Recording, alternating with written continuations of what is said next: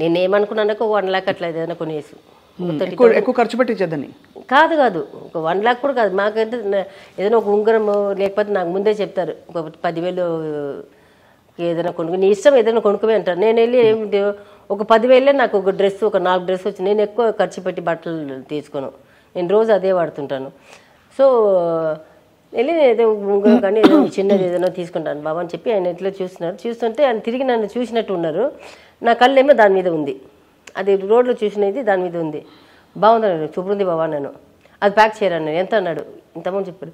బాబా ఇంత కావాలా బాబా అన్నాను. నడుసుకో అన్నారు. అది చూసారా ఆయన పక్కన ఒకటి నచ్చింది. నేను అది చూసాను, అది బాగానే ఉన్నింది. ఇది కూడా తీసుకువన్నారు. వద్దు బావ ఇప్పుడు వద్దు బావ ఎందుకు బావ అన్నాను. దోనో ప్యాకరో గాడి మీరకో అన్నారు. 2 ప్యాక్ చేసి వచ్చేసాము. ఏదొచ్చినా ఉధృతితో వస్తుంది. చూపట్లేదు లేదు ఆయనకి నేనంటే పిచ్చి ప్రేమ. నాకు ఒంట్లో బాగాలేకపోతే కూడా ఆయనకి చెప్పను. ఎంత ఫీవర్ ఉన్నా సరే ఎంత బాడీ పెయిన్ వచ్చినా సరే అసలు ఏమీ చెప్పను ఆయనకి. బాబా నాకు ఒంట్లో బాగా ఎప్పుడు ఏ రోజు చెప్పలేదు ఆయనకి, చెప్పను. ఆయన నాకు వస్తే తట్టుకోలేరు. కానీ చాలా బాధ కలిగే విషయం, మీకు వస్తే ఒంట్లో బాగాలేకపోతే ఆయన తట్టుకోలేరు, ఆయనకు ఒంట్లో బాగాలేకపోతే మీరు తట్టుకోలేరు. అయ్యో ఆయన ఒంట్లో బాగోకపోతే నేను చచ్చిపోతా. ఎంత కాదు అక్కడ కాళ్ళు నొక్కేది తల నొక్కేది అన్నీ నేనే, కాళ్ళు నొక్కేది అన్నీ నేనే చేశాను. అరుస్తుంటారు చూడండి, ఒక తల నొప్పికే కింద దాకా వస్తుంది సౌండ్. అయ్యో అమ్మా అంత సౌండ్. ఆయన వాయిస్ ఎట్లా ఉంటుంది, మొత్తం ఉన్న డాక్టర్స్ అన్నీ ఆయన బెడ్రూమ్లో ఉంటారు. ఒక 20-30 డాక్టర్స్ ఉంటారు. నేను ఫస్ట్ ఫోన్ వచ్చి వాళ్ళ ఇంటికే చేస్తాను. ఆయనకి ఏది వచ్చినా వెంటనే అక్కడ ఆయనకి చిన్నప్పుడు తెలిసిన డాక్టర్స్ ఉంటారు, అక్కడ నుంచి వచ్చేస్తారు. తర్వాత పర్సనల్ బాగా వచ్చేస్తున్నారు డాక్టర్స్. ఇక్కడ ఉన్న డాక్టర్స్ అన్నీ చూస్తుంటాను మొత్తం అందరు. ఆ డాక్టర్స్ ఏం వచ్చినవాడు ఒకటే వస్తారా, ఆయన ఒక 10 డాక్టర్స్. ఆయన ఎందుకు అరుస్తున్నారో తెలియదు కదా.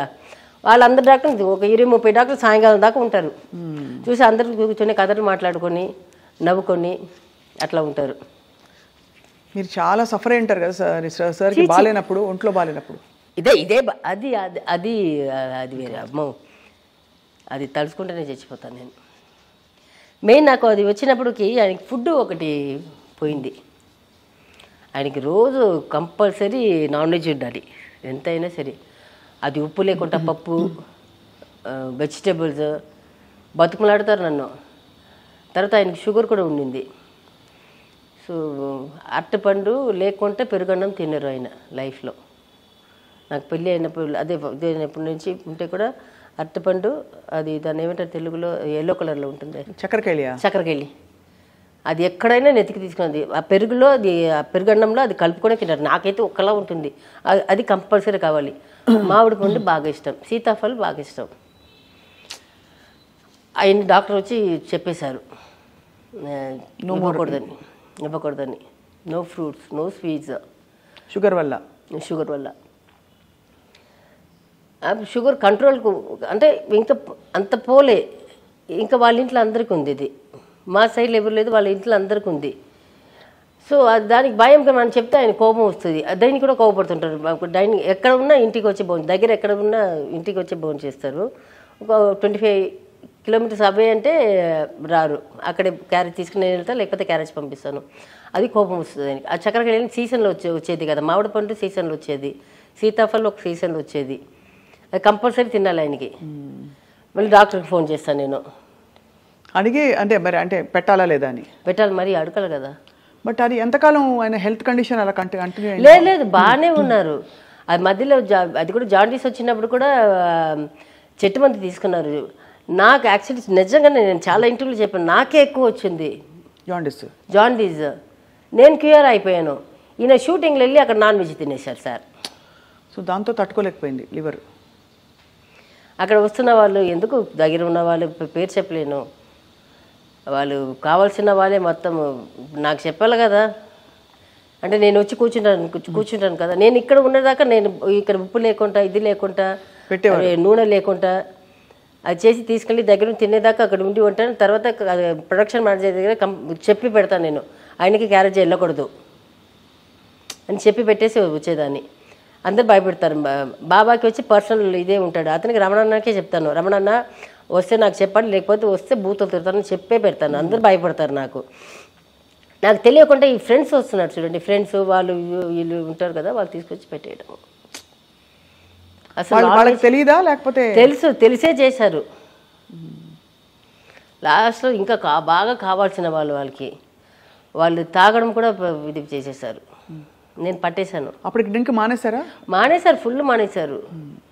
మానేసి నాన్ వెజ్ ఇవ్వడం పోతే పాటు లొకేషన్లు ఇచ్చేసినట్టున్నారు. ఇది ప్యాకప్ అవుతుంది కదా, మనమేమో దగ్గరికి పోము. దగ్గర కొట్టి ఇద్దరు పిల్లలు మధ్యలో పడుకుంటారు, ఆయన అక్కడ పడుకుంటారు, నేను ఇక్కడ పడుకుంటాను.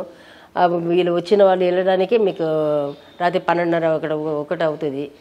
వాళ్ళు వచ్చిన వాళ్ళు తాగుతారు, చాలామంది వస్తున్నారు కదా, వాళ్ళందరూ తాగుతుంటారు. బాబాకి వచ్చి ఏదైనా ఇంట్లో జ్యూస్ చేసేస్తే నాకు తాగుతారు. అలాంటిది అది కూడా ఇవ్వడం మొదలుపెట్టేశారు. అది లాస్ట్ నేను పట్టేసుకున్నాను. నేను తెలియక బాబాకు లాస్ట్ మినిట్లో డే అండ్ నైట్ చేయడం. 2 o'clock వస్తారు, అప్పుడు వెళ్ళి ఏం మాట్లాడతాం ఆయనతోటి. నేను భోజనం పంపించేదాన్ని, ఇక్కడి నుంచే పంపించేదాన్ని. రాత్రి అయితే ఉప్పు లేకుండా ఇడ్లీ కానీ దోశ కానీ ఉప్పు లేకుండా లైట్గా ఒక 1 gram ఇది సాల్ట్ ఉంటుంది కదా, అట్లా ఇది పెట్టేసి స్వీట్ అసలు లేకుండా అవన్నీ చూసుకునే కూడా అక్కడ తినేసి మనకి ఎట్లా తెలుసు.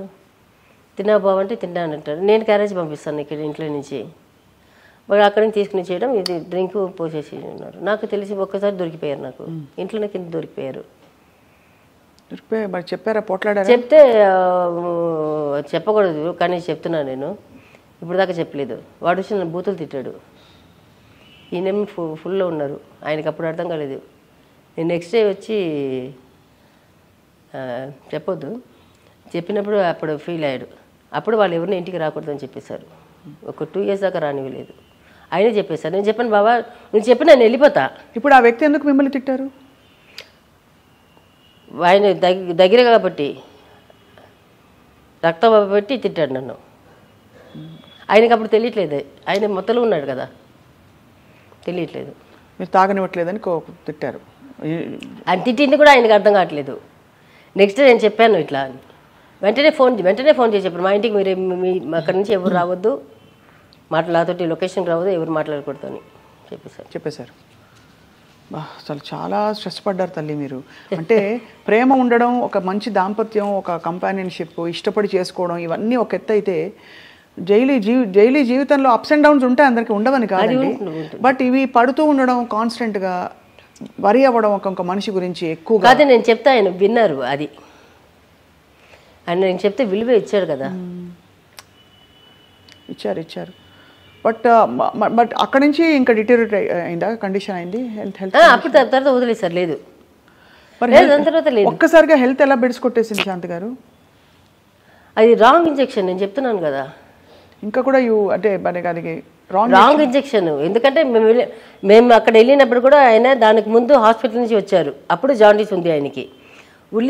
సెకండ్ టైం అనుకోండి, థర్డ్ టైం అడ్మిట్ అయింది ముంబైలో కదా. ఇక్కడ హాస్పిటల్, దానికి ముందు ఇక్కడ హాస్పిటల్ కిమ్స్ లో అడ్మిట్ అయ్యారు. అవును. వచ్చిన తర్వాత ఇక్కడ షూటింగ్ చేశారు. షూటింగ్ చేసిన తర్వాత ప్రభుత్వ షూటింగ్ ఉండింది, ఒక్కరోజు ఉండింది.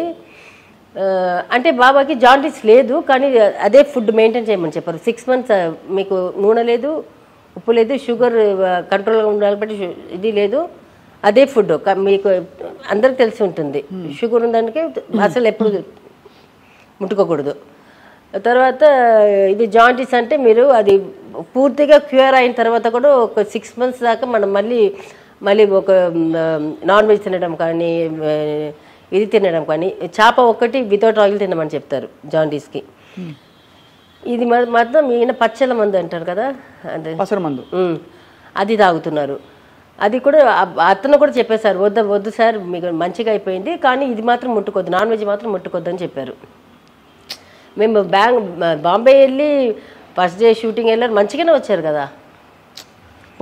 తర్వాత మళ్ళీ ఒక్కసారి రాంగ్ ఇంజెక్షన్ పడింది. అది మొత్తం దానికి ముందు ప్రభుత్వం వచ్చి చేసి వచ్చాము. ఒక అయిపోయింది. వాడు చూడండి, వాడు బాబా ఇదేమో వాడు ఫోన్ చేసి ఒక్కరోజు అడిగాడు. అప్పుడు బాబా బిజీగా ఉన్నారు, షూటింగ్లో ఉన్నారు. మళ్ళీ అది కొని సాటర్డే అనుకుంటాను బాబా పోయింది.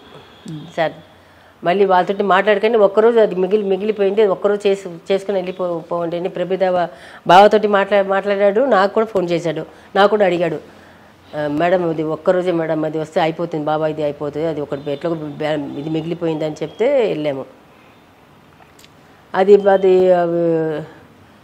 ఇది దోమలు మస్కిటో బైట్స్ వల్ల జ్వరం వచ్చేసింది ఆయనకి.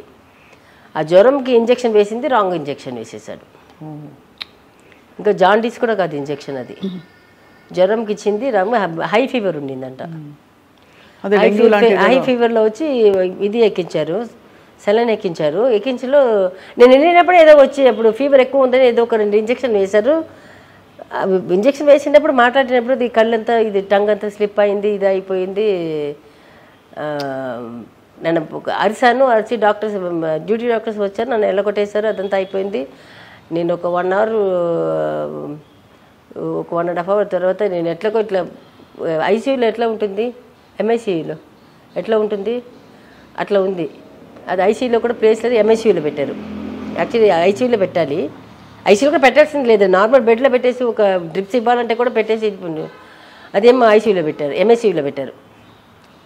అది నేను మళ్ళీ వెళ్ళినప్పుడు చూసి మాట్లాడుతున్నారు, పిల్లలతో మాట్లాడారు. సడన్గా కళ్ళు ఇట్లా మూసుకొని పోయింది. సరే మళ్ళీ నేను చేసుకుని లోపలికి వెళ్ళి చూసినప్పటికి తుడుస్తున్నారు, బ్లడ్ తుడుస్తున్నారు. బెడ్షీట్ తీసి బెడ్షీట్ మారుస్తున్నారు. బెడ్షీట్ బ్లడ్ ఫుల్ బ్లడ్ అంతా ఉంది. ఇంకా ముక్కు కంటి నుంచి కాడింది బ్లడ్, కంటి నుంచి ముక్కు నుంచి నోటి నుంచి మొత్తం కారుతుంది. ఎంత తల్లి ఎంత పడ్డారమ్మా మీరు. అయ్యో సరే అప్పటికి నేను ఫస్ట్ ఫోన్ కూడా ఎప్పుడు వాళ్ళ ఇంటికే చేశాను. నేను ఫోన్ మా ఇంటికి కూడా చేయలేదు, ఫస్ట్ ఫోన్ వాళ్ళ ఇంటికే చేశాను. చేస్తే నా పిల్లలకి ఫోన్ చేసి టికెట్ వేయమని చెప్పారంట. ఇంట్లో అంటే ఎవరెవరు ఉన్నారు అప్పుడు? ఎవరో వాళ్ళ సైడ్ వాళ్ళ ఫ్రెండ్స్ వాళ్ళ ఇంటి వాళ్ళే ఎవరికో చెప్తే టికెట్ వేయమని చెప్పారా? మా ఇంటికి అది నాకు చెప్పి ఉంటే కూడా నేను అక్కడ మా మేకప్ మ్యాన్కి చెప్పి ఉంటాను. వాళ్ళు మా ఇంట్లో 2 పిల్లలే ఉన్నారు, ఇంకా నా తమ్ముడు ఉన్నాడు. వాడు కూడా అక్కడ వచ్చేసాడు, బాబాకి దీన్ని తెలియగానే వాడు కూడా వెళ్ళి వదిలేసి వచ్చేసాడు. ఫోన్ చేసి టికెట్ వేయమని చెప్పాడంట బాంబేకి. ఎందుకు నీకు ఒక 4000 రూపీస్ ఎంత అప్పుడు వేసుకొని రాలేవా?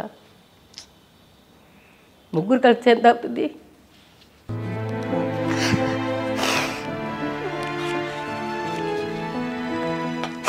నేను భయంకి ఆయనకి ఫోన్ చేసి చెప్తున్నాను, అన్న ఇట్లా అయిపోయిందని నాకు భయం అవుతుంది, మీరు రండి అని. వాళ్ళు ఇక్కడ ఫోన్ చేసి టికెట్ వేయమని చెప్పారంట. పిల్లల దగ్గర నేను యాక్చువల్ మండేకి వెళ్ళాను. నేను ఎప్పుడు వెళ్తే పిల్లల దగ్గర డబ్బులు ఇచ్చేసి వెళ్తాను, 10,000 అట్లా ఇస్తాను. వాళ్ళు ఏంటి వాళ్ళు అది ఇది కొనుక్కొని తినడం ఉంటారు కదా, ఒక్క పిల్లలే ఉంటారు, చాలామంది ఫ్రెండ్స్ అందరూ వస్తారు కదా, వాళ్ళు పిజ్జాలు బర్గర్లు వాళ్ళది ఇది హై ఉంది కదా, వాళ్ళు ఖర్చు పెట్టేసి ఉన్నారు, వాళ్ళ దగ్గర డబ్బులు లేదు. మళ్ళీ వాళ్ళు వచ్చినప్పటికి పోయారు, బాబా పోయారు. అందుకే మనుషులను ఎవరు నమ్మట్లేదు నేను. ఇప్పుడు ఒంటరి అయిపోయారా? ఫ్రెండ్స్ ఉన్నారా శాంతి గారు మీకు? ఇప్పుడు ఈ మధ్యలో సినిమా అని చెప్పాను కదా, అంతే, అసలు ఎవరితోటి లేదు. నాకు నార్మల్గా ఫ్రెండ్స్ లేదు. వెళ్తే బాబా వాళ్ళ సైడ్ వాళ్ళ ఇంటికి వెళ్తాను, అది కూడా ఎప్పుడో ఒకసారి బాబా ఎక్కువ ఫోర్స్ చేస్తే వెళ్తాను. ఎక్కడ ఉంటారు వాళ్ళందరూ? బాలనగర్లో ఉంటారు. బాలనగర్లో. ఇదే హైదరాబాదే?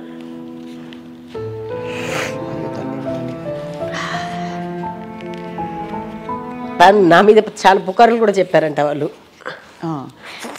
ఏమని? నేను సరిగా చూసుకోను, నేను తీసుకెళ్ళి చంపేశాను, డబ్బుల కోసం ఆస్తి కోసం చంపేశాను అని చుట్టాల దగ్గర చెప్పడము నాకు నవ్వొచ్చింది. వాళ్ళకి తెలీదు, ఆయన కొన్నిదాన్ని మా ఇద్దరి పేరు మీదనే కొన్ని ఉన్నారు, చాలా ఇది నా పేరు మీదనే ఉంది. వాళ్ళు ఎవరికి తెలియదు నా పేరు మీద కొనింది, వాళ్ళకి తెలియదు. వాళ్ళు అనుకున్నారని ఆయన పేరు మీద పెట్టుకుని ఉన్నారని, అన్నీ నా పేరు మీద ఉంది. ఒట్టి కారు మాత్రమే ఆయన పేరు మీద ఉంటుంది. లేకపోతే నాకైనా చిన్న వయసా, ఇంకొక వాడిని ఎవరైనా ఉంచుకొని లేకపోతే ప్రేమించో ఈ నాకు దగ్గర నేను చంపేసి వెళ్ళించేది, అంత బుద్ధి జ్ఞానం ఉండాలి కదా వాళ్ళకి, అది కూడా లేదు వాళ్ళకి. అది కూడా నాకు చెప్పిందే వచ్చే వాళ్ళ చుట్టాలే వచ్చి చెప్పారు, అమ్మ నీ గురించి ఇట్లా చెప్తున్నారమ్మా అని. చెప్పుకొని నేను చెప్పాను అంతే. నీ ఏమైనా చెప్పుకో, బయట చూసినా వాళ్ళకి తెలుసు కదా నేను ఎవరని, నా పిల్లలకి తెలుసు కదా, మా ఆయనకి తెలుసు. అంతే, బయట ఏదైనా మాట్లాడుకొని నేను అస్సలు పట్టించుకోలేదు. మొన్న వాళ్ళ సైడ్ నుంచి మొన్న ఎవరో వచ్చారు ఆఫ్టర్ 7 years. ఇప్పుడు మీ రిలేటివ్స్ ఎక్కడ ఉన్నారు శాంతి గారు? చూసుకుంటారా? అప్పుడప్పుడు వచ్చి కనిపెట్టుకుని ఉంటారా? ఎందుకంటే మీరు అబ్బాయిలు ఇద్దరు చెట్టంత కొడుకులు అయ్యారు, సినిమాలకు లాంచ్ అవ్వడానికి రెడీ అవుతున్నారు. నా తమ్ముడు అప్పుడు బావ పోయిన తర్వాత వాడే ఉన్నాడు, చూసుకున్నారు. ఉన్నాడు, కానీ వాడు చనిపోయాడు. 3 years అయింది. వాడికి వచ్చి క్యాన్సర్, థ్రోట్ క్యాన్సర్. వాడు అప్పటికి థ్రోట్ క్యాన్సర్లో కూడా వచ్చి నా దగ్గర ఉన్నాడు.